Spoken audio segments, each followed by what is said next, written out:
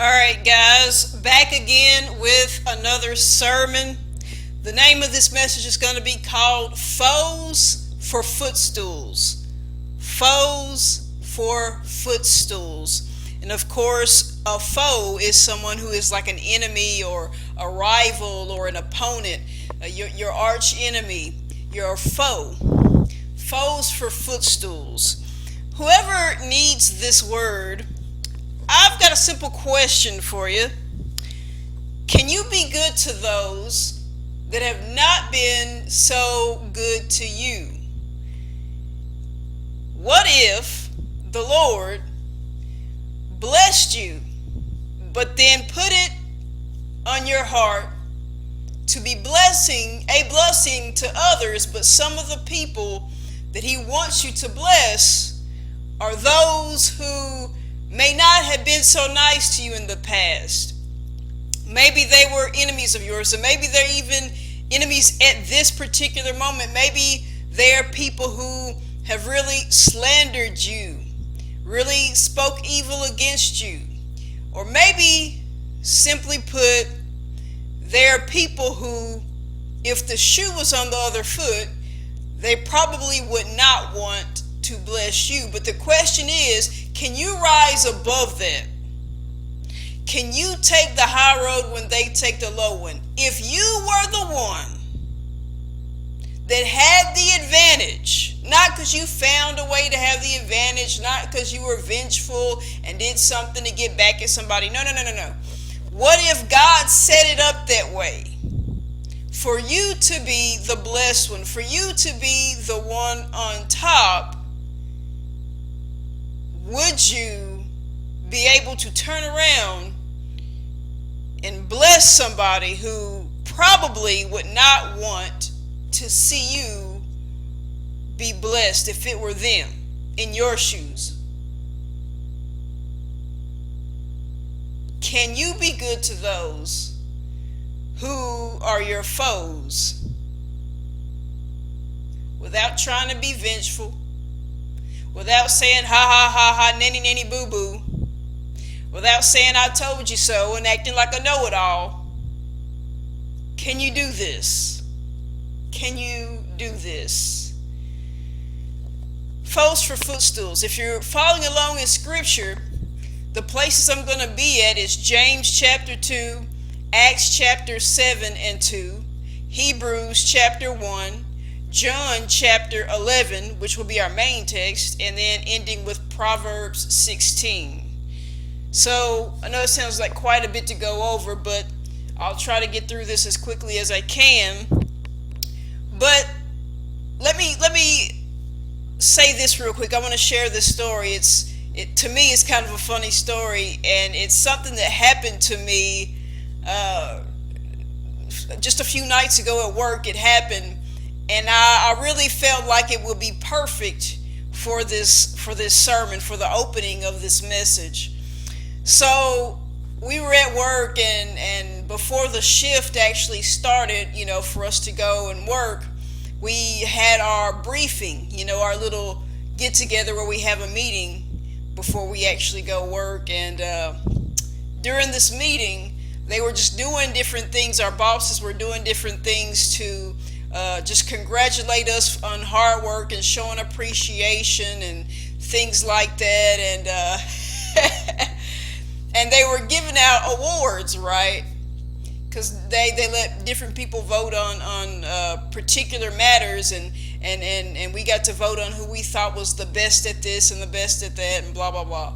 So they would one of our bosses, who was standing at the front of the room, he would announce the name of a particular award and what the award was for, what it meant, and then he would he would say the name of somebody to come up and receive that award, and he would say, okay, you received the blah blah blah award, and this award is for doing blah blah blah blah, this is yours, congratulations. We would clap for him or whatever. So they gave out maybe about 5 or 6 different awards total. So a lot of us were thinking that's it, right? Because this was all the different things that we voted for. Well, one of the top bosses, he steps forward and he has an envelope in his hand, and the envelope's folded in half. He's holding it in his hand, and he begins to open it up. And when he pulls it out, he's got 2 Walmart gift cards in his hand that he takes out of the envelope. So he said my name, and he told me to come up to the front. So in my mind, like, I'm excited because I'm thinking, oh man, I'm supposed to get this surprise that, that nobody saw coming, right?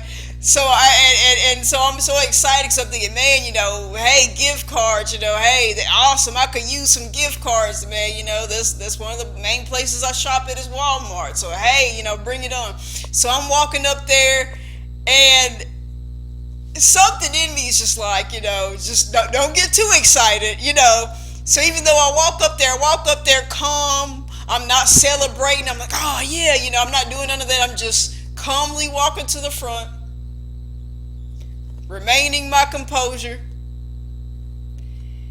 And I walk up, and like I said, the gentleman, he's holding up the 2 gift cards, and he says, these 2 Walmart gift cards have $50 a piece on them.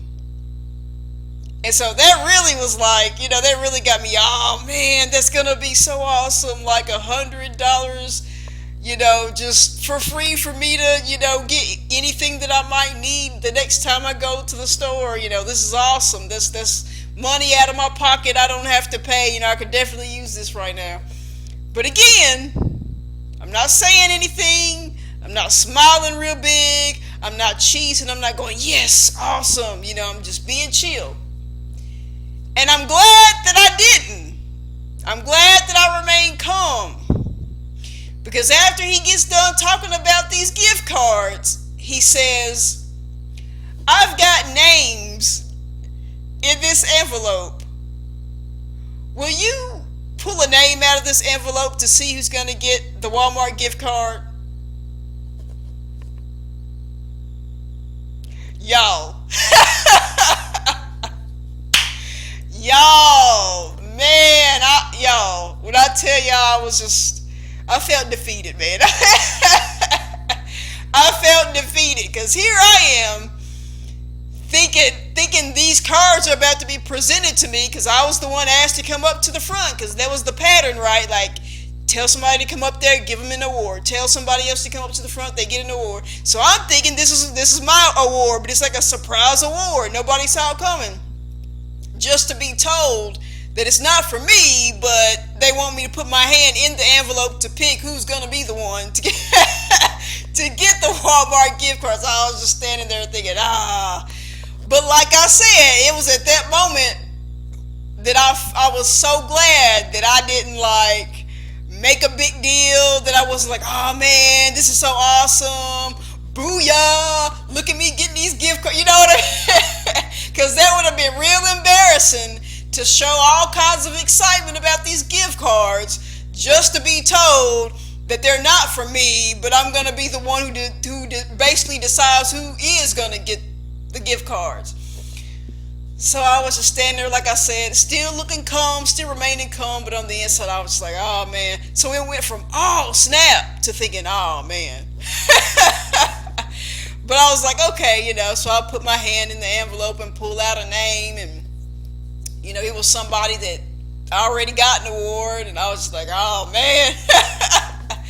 So, but I was excited for him. I clapped. He was definitely one of my favorite coworkers. So couldn't even trip. I gave him his hand claps or whatever, and so the boss, he let me know I could go back to my spot, and then he had somebody else come up and pull the second name for the second gift card.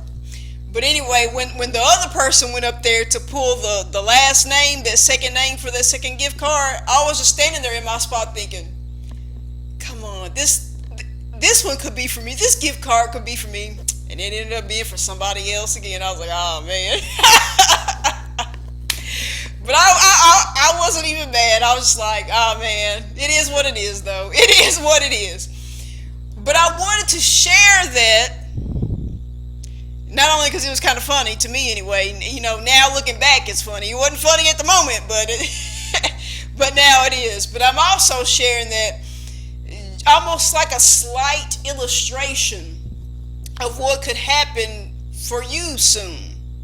What if you're blessed in a much bigger way than just, a couple of gift cards, but what if you're blessed in some area of your life where you could really be blessed, but the Lord doesn't want you to be high and mighty. He doesn't want you to be flashy about what he's done for you. He doesn't want you to point and laugh at anybody or say, oh, look at me getting this, or oh, I told you so, and oh, look at me now.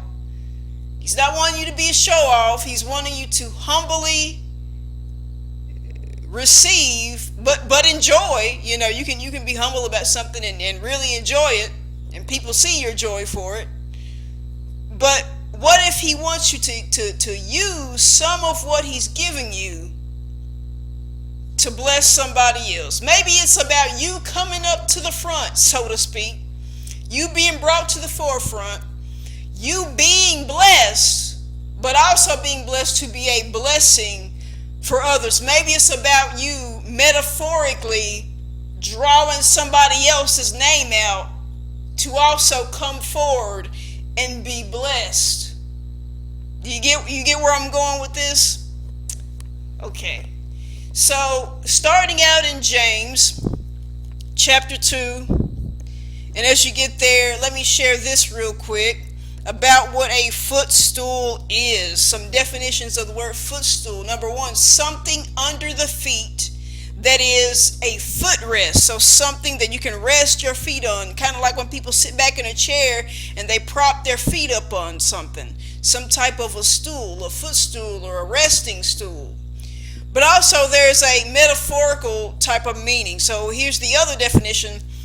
A person subjected or reduced under one's power, metaphorically. So you may be a person that someone has subjected you or reduced you under their power, under their authority.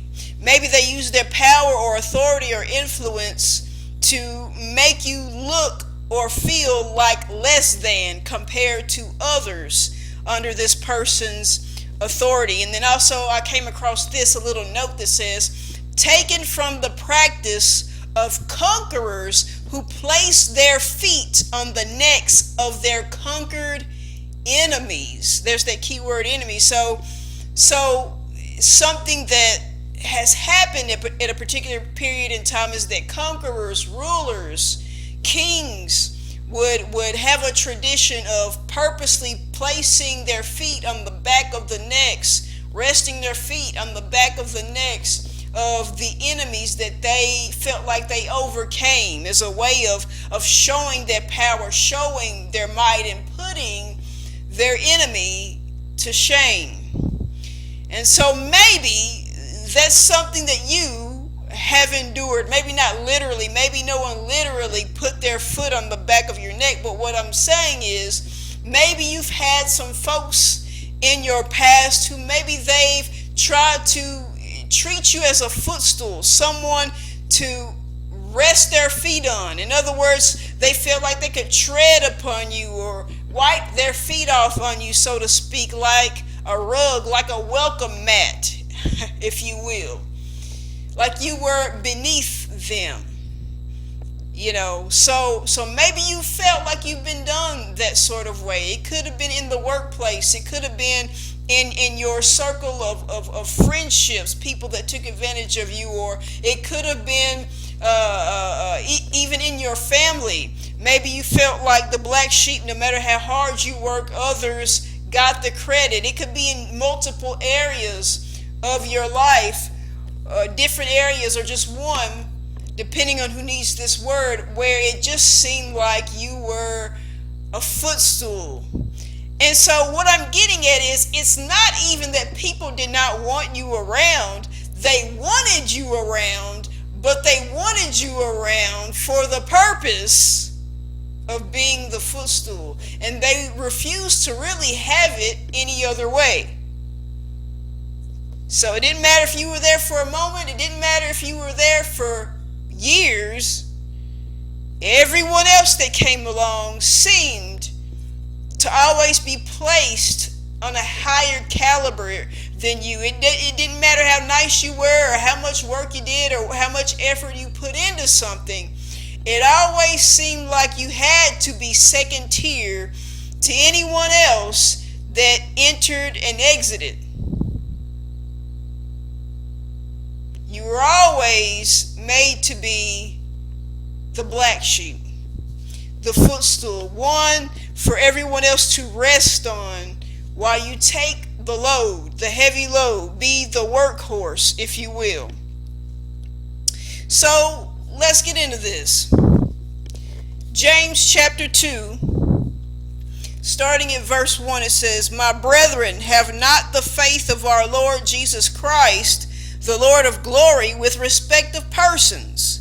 For if there come unto your assembly a man with a gold ring in goodly apparel, and there come in also a poor man in vile raiment, and ye have respect to him that weareth the gay clothing, and say unto him, Sit thou here in a good place, and say to the poor, Stand thou there, or sit here under my footstool, are ye not then partial in yourselves, and are become judges of evil thoughts?"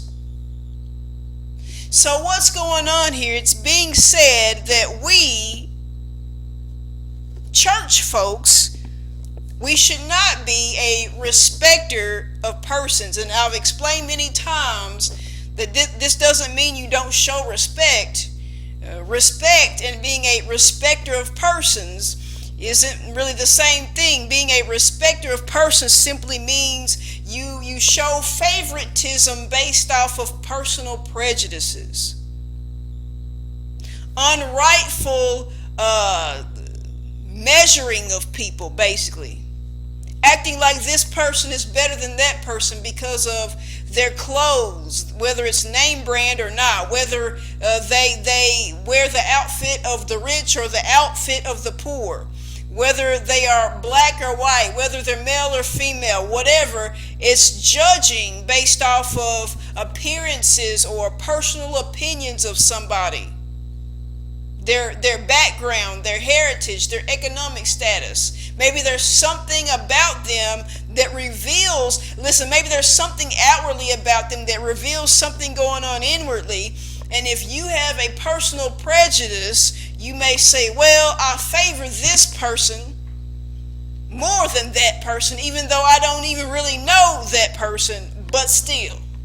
So I'll take this person, make this person feel welcome, let them sit at the very front, let them sit at the front pew, I'll shake their hand, I'll love on them, I'll make them feel welcome, I'll make them feel like in the next few weeks they can be standing on the stage, sitting on the stage beside me.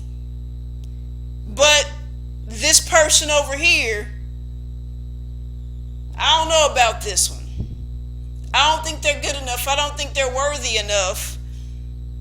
So I'll encourage them to sit at the back, because I'm concerned what others think of this person. They can sit at the back. They can sit far back up in the balcony. They can sit under my footstool. They can be lower than everybody else. They need to go by unnoticed. This is what it's talking about. Why be judges of evil thoughts? Why be partial in yourselves and amongst each other? Why have this partiality about you? This is not the way of Jesus. But maybe you've encountered this. Not saying that it happened in a church. It could be, but like I said, it could be other areas of your life, as I've explained earlier. But let's look at this. Acts chapter 7. Starting at verse 48, it says, Howbeit the Most High dwelleth not in temples made with hands, as saith the prophet. Heaven is my throne, and earth is my footstool. What house will ye build me, saith the Lord? Or what is the place of my rest? Hath not my hand made all these things? So God, the Lord, the creator of all things, says, I'm not so messed up about spending all of my time dwelling in temples and buildings made by men's hands.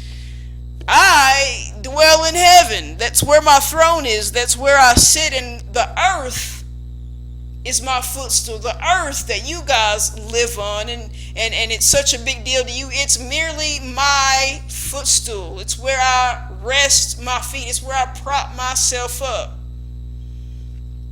That just shows you how big and mighty and powerful of a God we serve, that this earth that we love and cherish so much is simply just a footstool for him. It's something he can prop his feet up on. But I bring this up to say this: the Lord, the God, the one true living God of the Bible, if he is so big and mighty that he can take something as great as the earth and use it as his footstool, what makes you think he can't flip the script and set it up to where your enemies or your foes are now your footstool? I mean, we're made in his likeness and in his image. A lot of the characteristics and traits that we have come from him. We're like little gods, if you will, lowercase g. So should it surprise you that he has the strength and the power to flip the script, to turn the tables, to change the tide and set it up to where now you are no longer the footstool? Back up to chapter 2, still in Acts chapter 2, verse 34. It says, For David is not ascended into the heavens, but he saith himself, The Lord said unto my Lord, Sit thou on my right hand until I make thy foes thy footstool. Sit thou here on my right hand. Sit still, be still, and know that I'm the Lord. That's what Scripture says, right? Sit here, chill out, rest beside me until I make thy foes thy footstool. In other words, he doesn't need your help to do it. You don't have to force anyone to like you or to say nice things to you or about you. You don't have to try to wake someone up to how amazing you are. And I don't say that sarcastically, because whoever this is for, you are an amazing person. God has created you for greatness, but that is actually why you go through what you go through. That's why you go through these afflictions. That's why you're discriminated against. That's why people use every little different thing about you to be prejudiced against you, and then have the nerve to be in denial about the fact that they're prejudiced, about the fact that they're racist or sexist or this, that, and the other. And there are people out there that are very much that way. They don't think that they are. They think that they're all loving, but they don't realize that in the back of their minds, they really are racist and sexist and homophobic and ageist. They really are. But they just can't see it.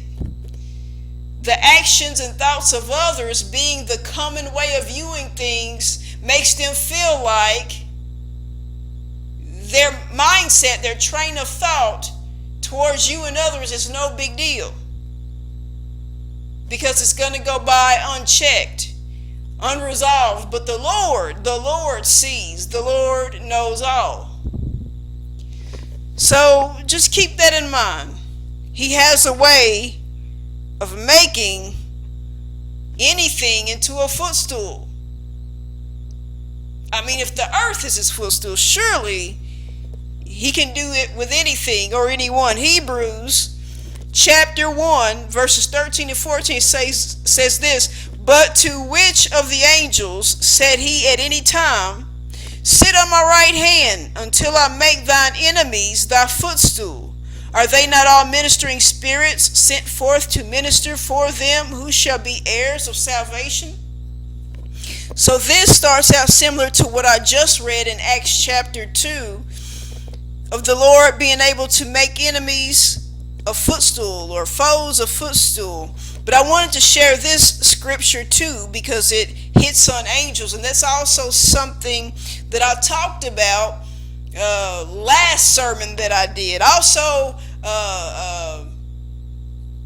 having moments where people want to try to embarrass or humiliate you, to try to make you feel, or to make themselves feel better, to make themselves feel powerful and influential and in control, while trying to leave you feeling less than. That's what I was talking about in the last sermon that I did last month, when I was talking about the story of Sodom and Gomorrah and the truth behind what the story is really about. It has to do with a lack of hospitality and how those people were a part of a culture who, that's just what they did. When they came across strangers coming onto the territory, people that they should have been welcoming to and shown hospitality to, instead, they purposely treated them like garbage. They treated them like a footstool, if you will. They treated them terribly. They purposely wanted to embarrass and humiliate and debase them, because this is what they did to make themselves feel like they were somebody's. And so also we know that there were angels in that story. And so here's the theme of angels again. This is something that I also want to pray about at the end of this message. I really feel like I should pray for the release of angels to really move into the lives of people. But anyway, let's keep moving forward. John chapter 11. This is a pretty popular story, the story of Lazarus, who died, who Jesus brought back to life. But I want to share some moments in this story, because it's not that the people in the story really so much were enemies with Lazarus. It's just that no matter how much Jesus tried to bring life into the situation before even bringing Lazarus back to life, it was like people just couldn't see it. It was like people continued to have a negative outlook when Jesus was trying to open their eyes and show them, y'all, it's not what it looks like. It is not what it looks like. I'm not too late. It may seem like it. You may have been wondering where I've been and why it took me so long to get here. And I know you think that now that Lazarus has passed away, that it's the end and it's just death and doom and gloom. But I am the resurrection. I am the life. It's not too late with me. And he's wanting them to see it, but it's hard for them to see any good thing. They have a hard time thinking any good thing can come out of Lazarus now. And that is how people have viewed you, whoever this is for. They've looked at you as a dead situation. You may not necessarily be a dead person, but they view you as a dead situation. They question whether or not something good can even come out of you. Similar to how it was asked in the Bible, can anything good come out of Nazareth? But let's look at this. John chapter 11, starting at the beginning, it says this. Now a certain man was sick named Lazarus of Bethany, the town of Mary, and her sister Martha. It was that Mary which anointed the Lord with ointment and wiped his feet with her hair, whose brother Lazarus was sick. Therefore his sister sent unto him, saying, Lord, behold, he whom thou lovest is sick. When Jesus heard that, he said, The sickness is not unto death, but for the glory of God, that the Son of God might be glorified. So we see that this is a situation here where Jesus is on the scene. He's excited to allow God's glory to really be manifested, because what Lazarus went through, being sick, was not about death being the result, but rather the glory of God being made manifest and God being glorified. So it was like a transaction that he wanted to happen. God's glory revealed, and then God being gloried by those who witnessed the glory of God. It was supposed to be reciprocated. It was supposed to be like a transaction here. I'm going to show you my glory, but I need you to glorify me in return. He's saying to them that the result of this is not death, but life. Let's keep going here. 11, skipping to 11. These things said he, and after that he saith unto them, Our friend Lazarus sleepeth, but I go that I may awake him out of sleep. Then said his disciples, Lord, if he sleep, he shall do well. Howbeit Jesus spake of his death, but they thought that he had spoken of taking of rest in sleep. Then said Jesus unto them plainly, Lazarus is dead, and I am glad for your sakes that I was not there, to the intent ye may believe. Nevertheless, let us go unto him. Then said Thomas, which is called Didymus, unto his fellow disciples, Let us also go, that we may die with him. So here's Jesus. He's letting his disciples know, let's go. Let's go and see Lazarus. He is asleep, but he's going to be awake. And they don't understand. They're thinking, well, if he's asleep, then let him rest. But then he goes on to explain, listen, he is dead. Is how y'all would view it, as dead. But I know better. There's going to be life. This is going to be good. But all they see is death, because Thomas, the disciple Thomas, responds with, well, come on, y'all, let us go and die with him. Death is the only thing on their mind now. Not just when it comes to Lazarus, but now they're ready to die. They're ready to give in to a dead situation. They've accepted him being dead, even though they're standing right in front of life himself, life in a human body, if you will. But all they can see is a dead situation, and they're ready to be a part of that death. How quick they are to surrender to death, but not listen to life. Life saying, I've got this. The Son of God saying, I've got this. And that's how we are, how quick we are sometimes, right? We hear the enemy whisper to us how things are going to play out bad. We let the enemy plant negative thoughts into our minds instead of casting down imaginations. But instead of battling back, we just give in to the spiritual warfare. We give in to the negative thoughts and mindsets and outlooks, and we surrender to death so quickly instead of fighting for life. We act like we hate death and that we're sad about it, but we're so quick to submit to it. When we know as Christians that we have the Lord on our side, let's fight for life. The light of this world, the light wants you to fight for life and more abundant.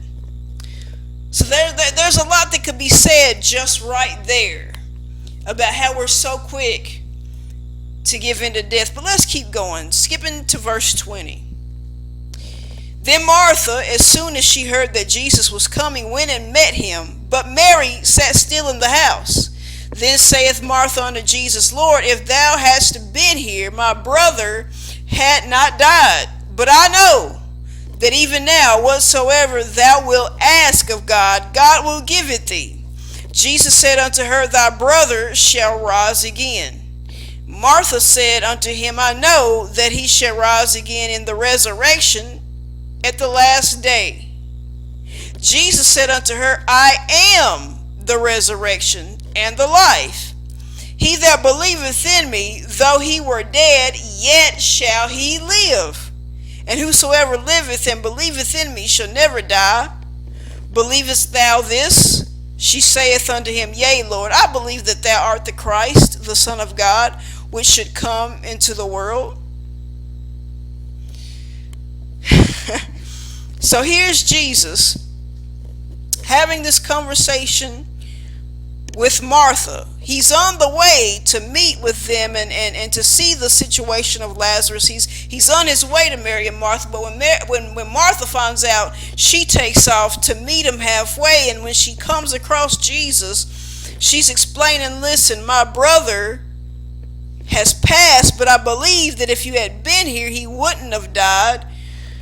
And so she's explaining all this to Jesus, but Jesus said, your brother will rise again. So he's dropping some hints to her that life is about to enter back into his body, but then she goes on to say, well, yeah, I believe he'll rise again in the resurrection day, in the last day. She's thinking way into the future. Now, you can't really shut her down. You can't say much against her or bad about her, because she's trying to have a good outlook. She's trying to have the best scriptural outlook of this situation. Yes, I believe that he will be resurrected at that last day. She's believing in the future works of Jesus, but Jesus goes on to explain to her, listen, I am the resurrection. I am the life. You're waiting on this event of the resurrection to happen for your brother to rise again. But you got to understand, I am the resurrection. I am the life. And so as I enter and I come onto the scene, I can make him rise now, not just way off into the future. He's wanting to know, do you believe this? But she goes on and she's talking about, yes, I know that you're the Christ and the Son of God, and you're going to come into the world. So it's almost as if she's still looking at it from the point of view of, I believe you, I know who you are, and I believe that there is a time that you will come back and bring him to life. She still hasn't fully grasped what it is that Jesus is trying to get her to see. And that would be many of us. That's many of us today. We still sometimes struggle to really see what the Lord is trying to say about our situations, where it seems to only be death. It seems to be only doom and gloom. We think our situations, we think our lives can never get any better just because we don't see it with our natural eyes. But the Lord tries here and there to reveal bit by bit, no, this is not the end. It just looks that way. But I need you to have some faith, not just for what you think will happen many years from now, but faith to believe that at any moment now, I can turn this thing around. I can turn the tables. I can flip the script on this. Skipping down to verse 32, it says, Then when Mary was come, so we saw how the disciples reacted to Jesus. We saw how Martha reacted. So now let's see what happens with Mary. It says, Then when Mary was come where Jesus was, and saw him, she fell down at his feet, saying unto him, Lord, if thou hadst been here, my brother had not died. So she's almost saying something similar to what Martha said. Oh, if you had been here. Verse 33, When Jesus therefore saw her weeping, and the Jews also weeping which came with her, he groaned in the spirit and was troubled, and said, Where have ye laid him? They said unto him, Lord, come and see. Jesus wept. Then said the Jews, Behold, how he loved him. And some of them said, Could not this man, which opened the eyes of the blind, have caused that even this man should not have died? So we see people questioning, saying, Could this man, which opened the eyes of the blind? In other words, we've seen these miracles that he's performed. We've seen his works. We see him do things like open up the blinded eyes and unstop the deaf ears and cause those that are mute to be able to speak. We see all these things that he's been able to do, but why has he allowed this man to die? Could he have not stopped him from dying, since he supposedly cares so much? I mean, we see him crying, we see him concerned and showing affection. Shouldn't he have been able to stop this? So they're all trying to figure this out, why he's just now coming onto the scene. Why would he even show his face now after his death, after Lazarus' death? Because he was the one depended on to stop it, to stop the death. Verse 38, Jesus therefore again groaning in himself cometh to the grave. It was a cave, and a stone lay upon it. Jesus said, Take ye away the stone.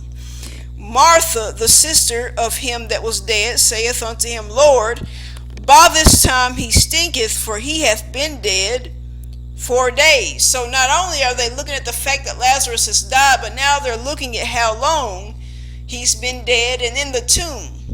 See, you've got folks right now that not only have they looked at you as a dead situation, but they're also acknowledging how long you've been quote unquote dead. They're saying not only do you not have much going for you, but this has gone on so long, surely nothing can be made of you. You'll never be able to make something of yourself. You'll never be a somebody like us.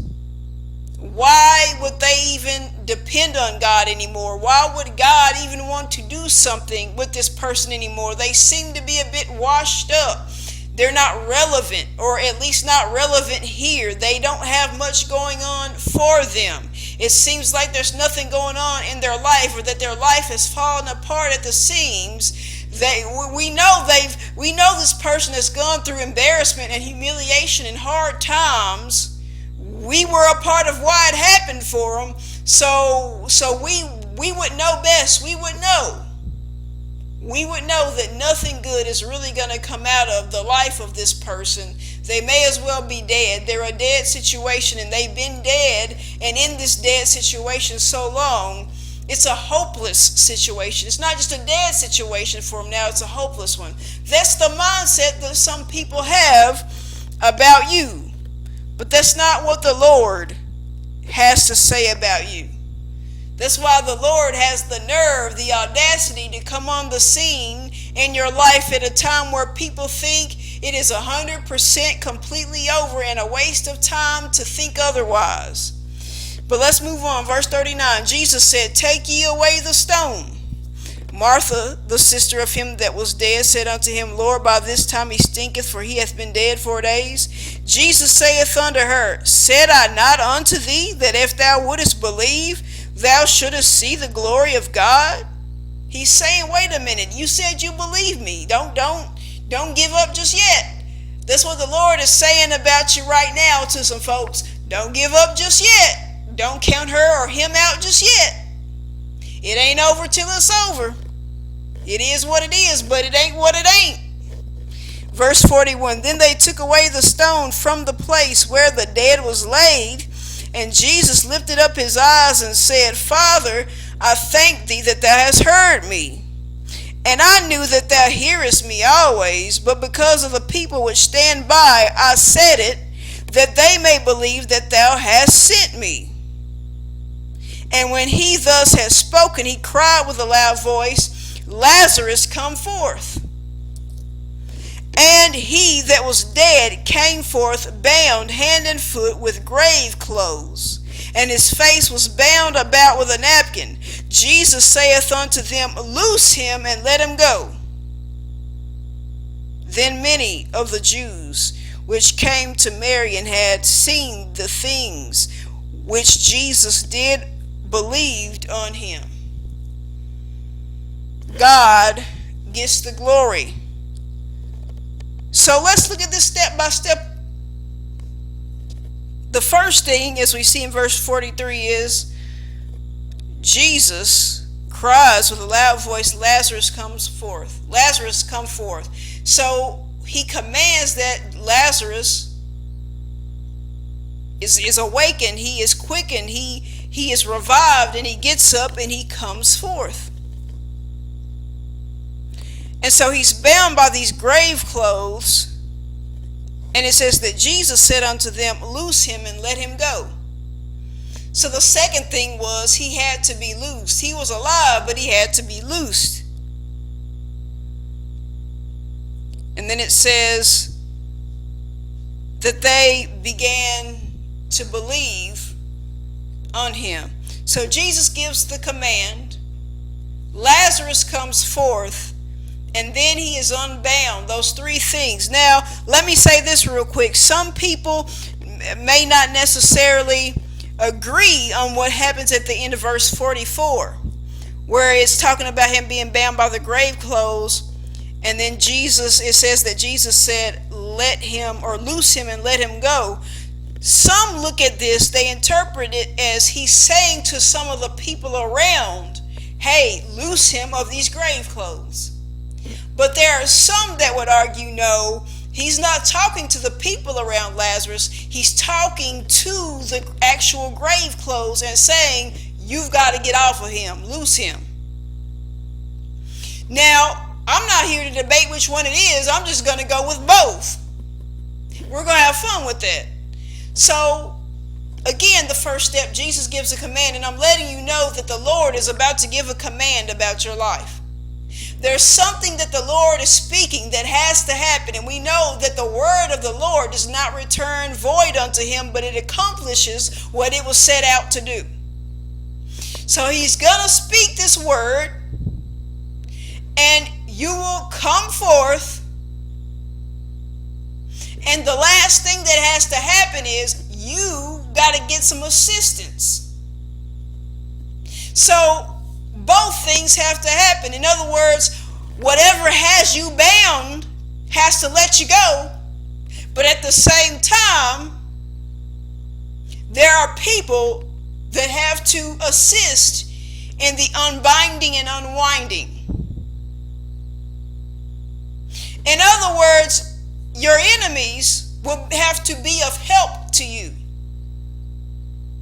This is why you will have to be willing to be forgiving and be good to those that spoke death about you, that said nothing good could come out of you, that your life was basically over, that your life has amounted to nothing, that you've been a waste, and that the Lord has wasted his time on you, and anybody else that had hope for you has wasted their time.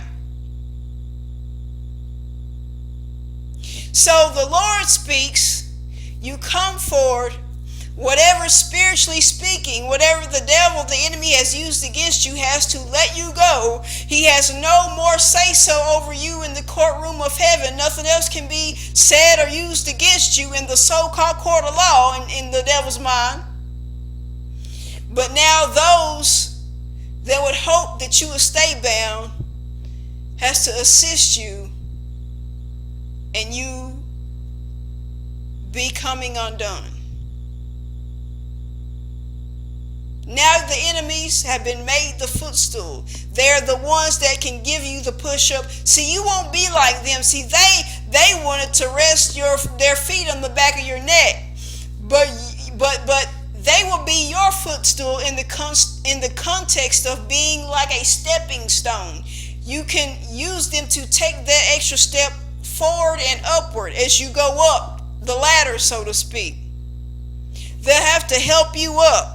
The same way they were excited to see you be laid down in the grave that they set up for you, the pit they set up for you. Now they've got to give you that lift out. Even if it means them being a stepping stone for you on the way out. There's that old saying, you have to be careful how you treat people on the way up, because they'll be the same ones you see on the way down. You saw people on the way down, you tried to be good to them, they laughed, but now as you go up, they'll be going down. Some will go down into the same pit that they set up for you, the same trap they set up for you. They'll have to see you again, but this time they won't be laughing and smiling and pointing the finger and joking and cracking jokes and laughing. But you've got to be the bigger person and not laugh at them the way they did you when the shoe was on the other foot. Last place I'll take you to. Proverbs 16 verse 7 says this: when a man's ways please the Lord, he maketh even his enemies to be at peace with him. You may be wondering, well, why should I believe? I believe the Lord is good and he does good things, but why am I to believe that my foes would even try to get along with me after what happened, after how they did me, after how they could have helped me and didn't when they saw me fall? It says that when a man's ways please the Lord, he will make even your enemies be at peace with you. They'll have to speak peacefully to you now. They'll have to be peaceful with you. Not out starting trouble, not causing all manner of evil to come up against you. It'll be all about peace, because God can make that happen. He will make them. That's the key word, is make. He will make them be at peace. It's not something you have to do. It's not something you have to figure out. He will make them be at peace with you. When your ways please the Lord. All you have to do is focus on pleasing the Lord. That's your only focus right now. All you got to do is keep your focus and live a life that pleases the Lord. And some may question, well, how do I do that? We know one way is, of course, by refraining from sin, but it's not all about what you don't do. It's about what you do. And that's what I want to talk about in my next sermon. So in the next sermon that I have coming up, it's called Jesus the Homeboy. Give a tune into that. It should be up soon. And I will talk more about what to do to be pleasing, to live pleasing unto the Lord. So I hope that you enjoyed this word. I'll go ahead and pray us out of here. I thank you for listening. Heavenly Father, I thank you for another time to minister another word. Lord, I pray that whoever needs this message, that they tune in, that they hear it, that they receive it, Lord. I pray, Lord, that you would cause us to not be vengeful, not be spiteful, but to have love in our hearts and forgiveness in our hearts. And that we would be merciful to our foes, because you give us new mercy every day. Have your way in the lives of our people, Lord. I pray that you would turn the tables, Lord, flip the script, and set foes for a footstool. And I give you the praise, the glory, and honor. Oh, and Lord, I pray that you would release angels, ministering angels, into the lives of your people that need to be ministered to, Lord. And I thank you, Lord, and I give you all the praise, glory, and honor in Jesus' name. Amen.